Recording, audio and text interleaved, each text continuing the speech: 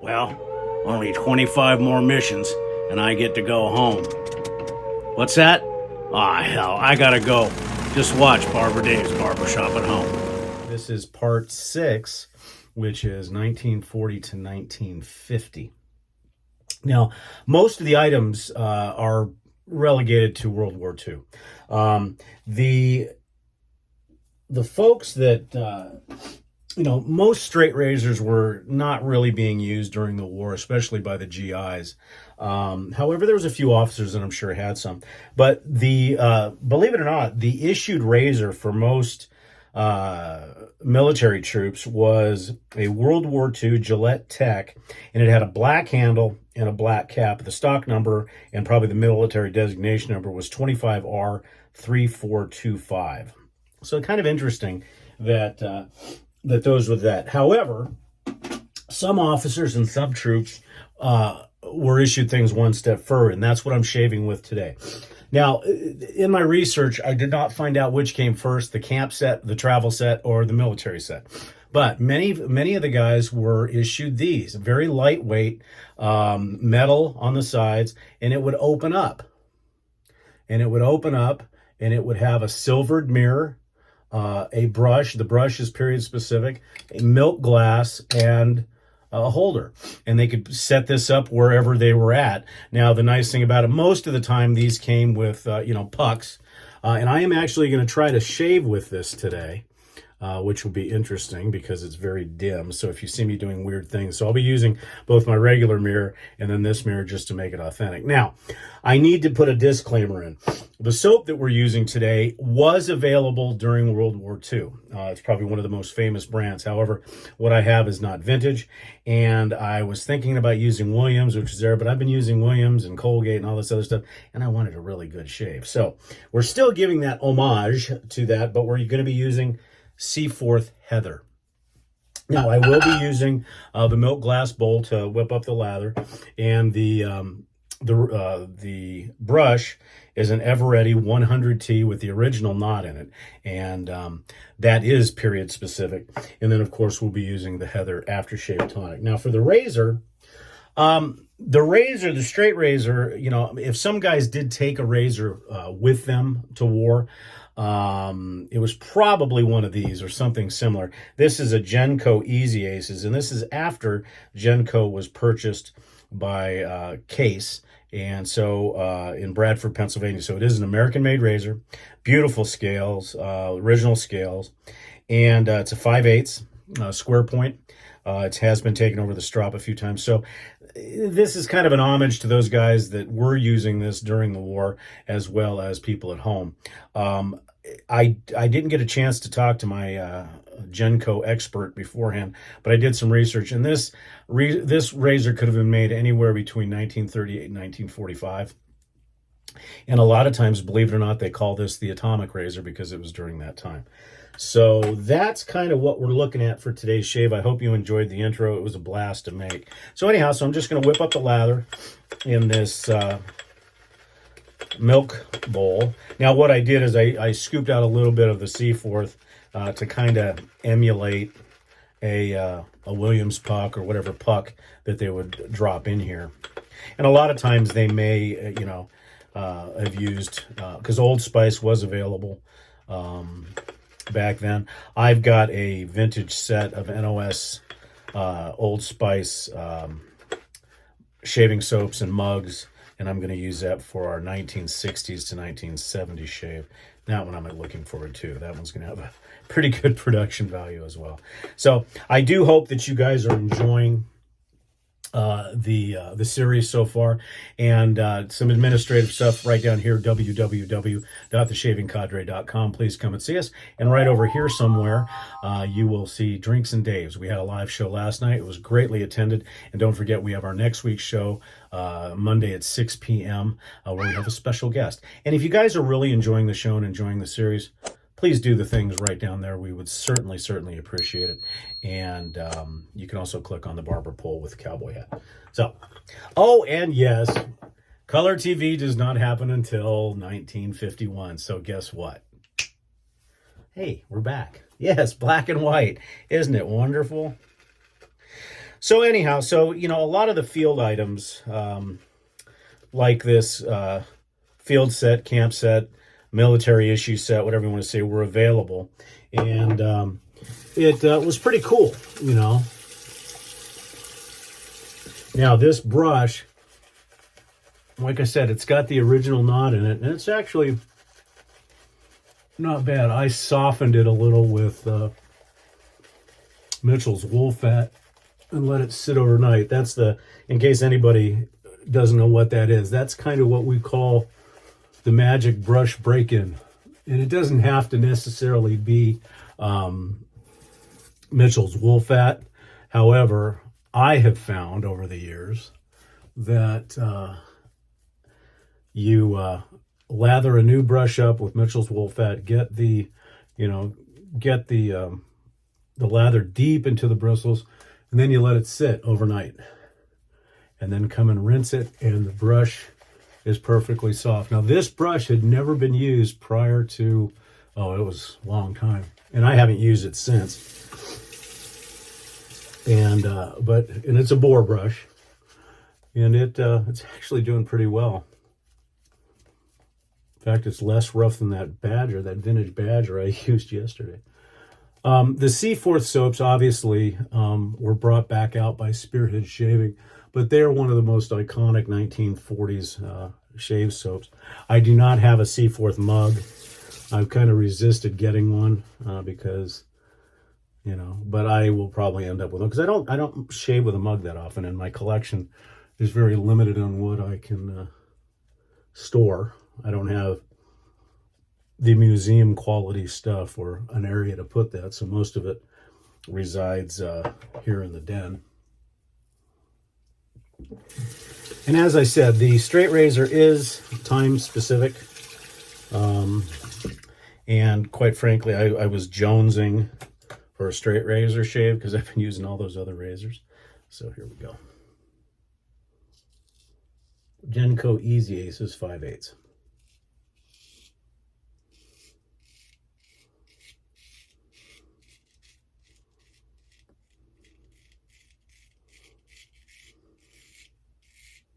Now this square point is not muted. I mean, this is, so again, like with some of the Spanish points or the French points, you do have to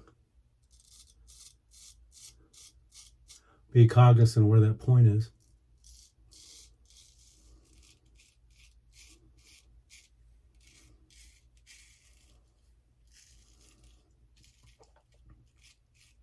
Now, I have created, for those of you that are interested in telling other people about the Shave Across the Decades, I have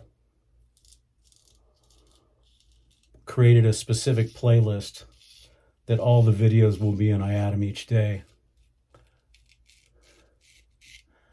But they are in chronological order from the 1880s to now, and then it'll go all the way through 2023.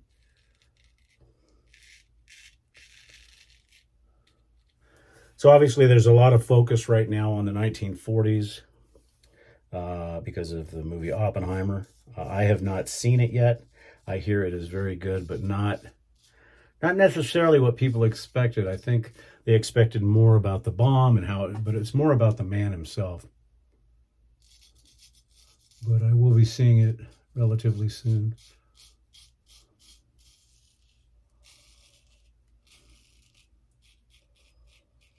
But this Genco, I have not shaved with it quite a while, but it gives such wonderful shaves.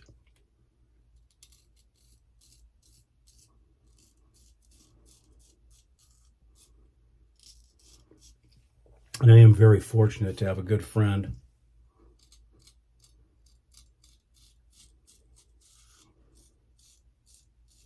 that actually worked for Case. And it's kind of neat knowing somebody that worked for the company that the razor is from. So his name is Jerry Fenster on the forum. I didn't get a chance to talk to him before this shave because I would have asked him a little bit more about this razor. But I was able to track down when it was made, and it is period specific, between the late 1930s and the mid 1940s. So starting on Sunday, I kind of screwed up with the timeline. So next Sunday, we'll be doing 1950 to 1960. Monday will be 1960 to 1970, and then we'll finish up next week's series with 1970 to 1980.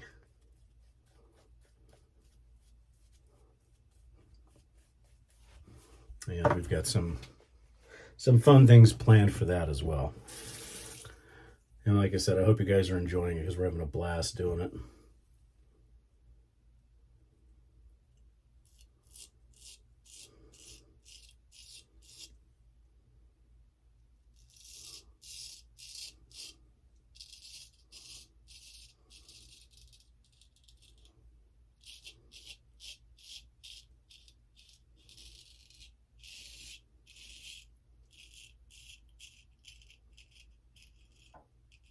And it should be noted for anybody who's going to get too critical is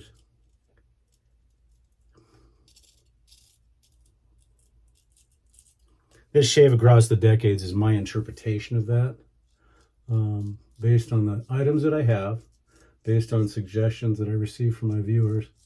And I try to be as historically accurate as possible in at least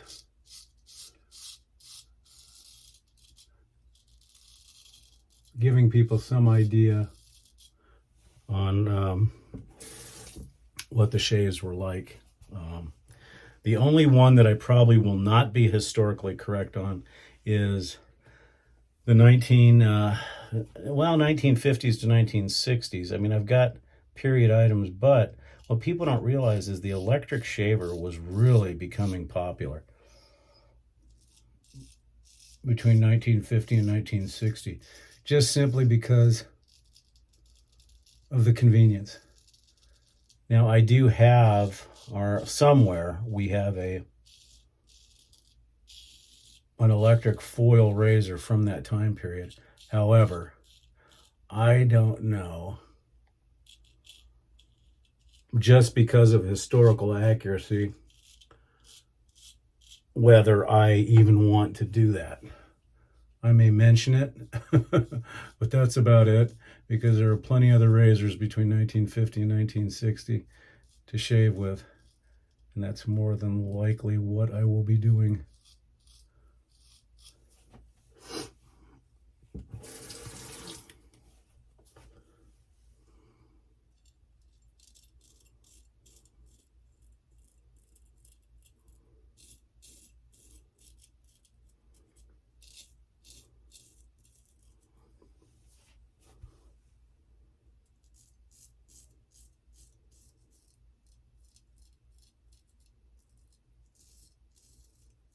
Another reason why you probably did not see very many, maybe other than the officers on the flight crews, shaving with a straight razor, because in Europe anyways, at least in the European theater, there wasn't a lot of downtime.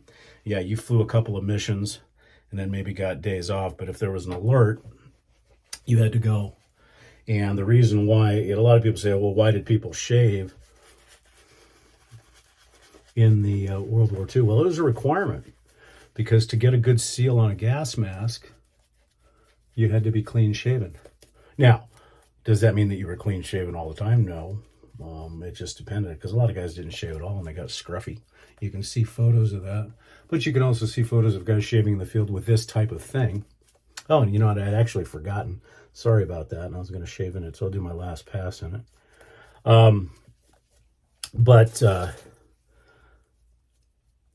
That's why the Gillette World War II tech was issued, because they could, run the DE across their face real fast and be done with it. So again, I apologize, I forgot. So let's see how this goes.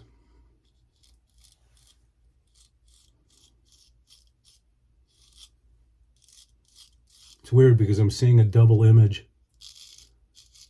That's kind of funky.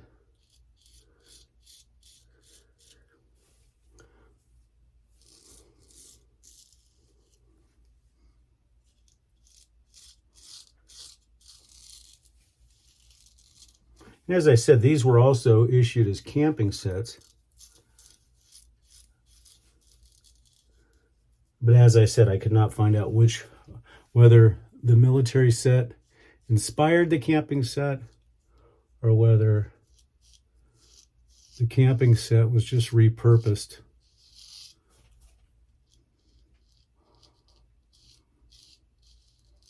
Gut tells me that it was probably a military item first that got repurposed, but who knows?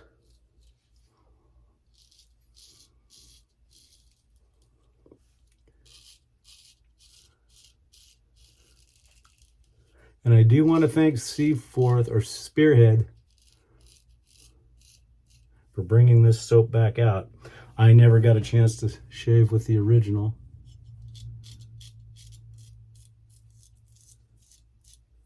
But I'm sure it was a wonderful soap. Yes, we are going to try our Fool's Pass in this mirror.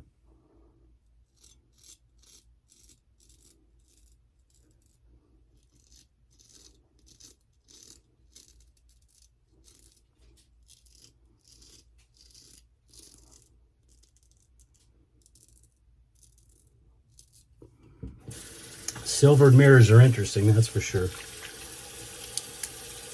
Wow, what a beautiful shave. Do have some cleanup to do. Just a little bit, and we will try to do the cleanup in that camp set as well. This is another one of those items that I had on display at the shop. And this one I will take back because it's starting to get very fragile. Actually, I'm not, because this is really dim.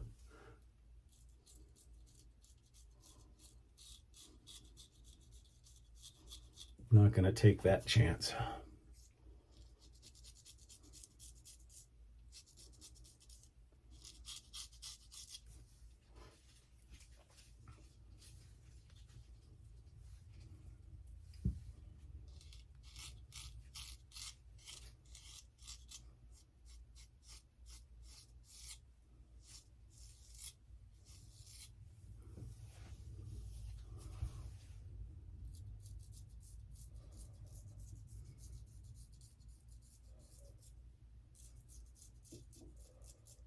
It's just a little too dim.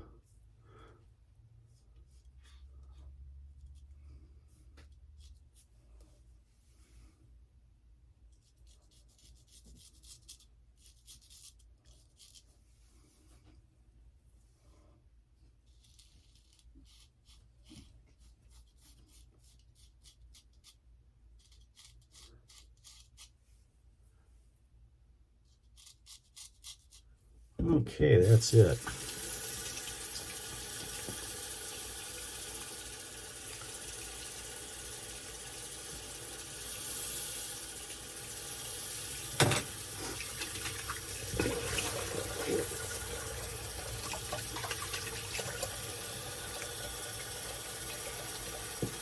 See what the gallon says. Nothing. That Easy Aces is just such a wonderfully wonderful, and I think it's actually 11/16 by the measurements, I would guess. So we'll get cleaned up real quick and we'll kind of rehash what we used today.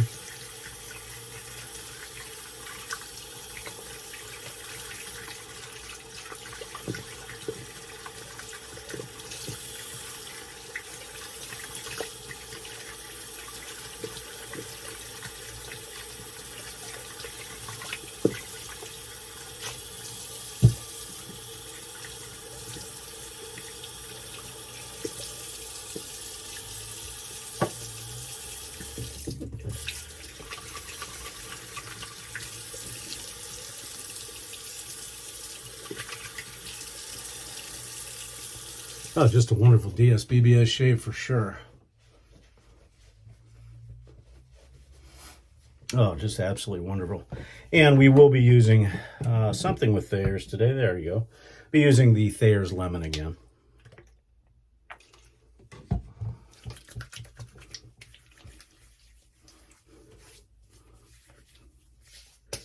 Okay, well that is drying down.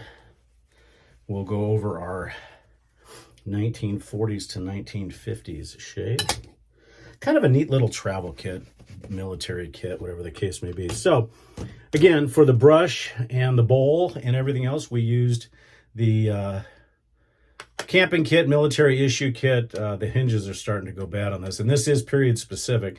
And then of course, period specific, a bore brush, a Everready 100T. For a razor, we did use, again, time specific, a Genco Easy Aces, I should say Genco / Case Easy Aces from Bradford, Pennsylvania.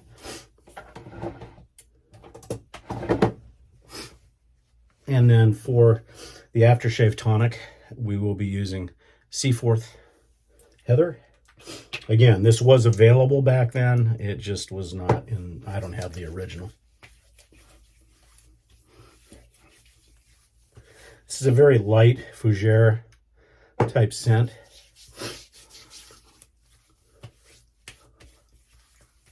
Really, really good stuff. So anyways, all right, folks, well, that's it. We'll do a little bit of Clubman. Yeah, we'll do a little bit of Clubman talc, I think.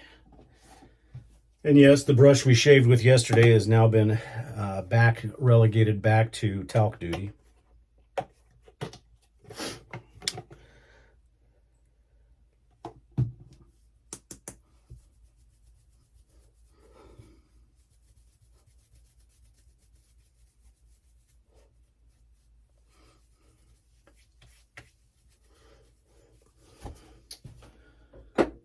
And that's it, folks. And then, of course, for the soap, we used Seaforth Heather. So I hope you guys enjoyed this 1940s to 1950s shave in homage to the Greatest Generation and what they had to go through in the war and everything else. And we try to use wartime items as best we could.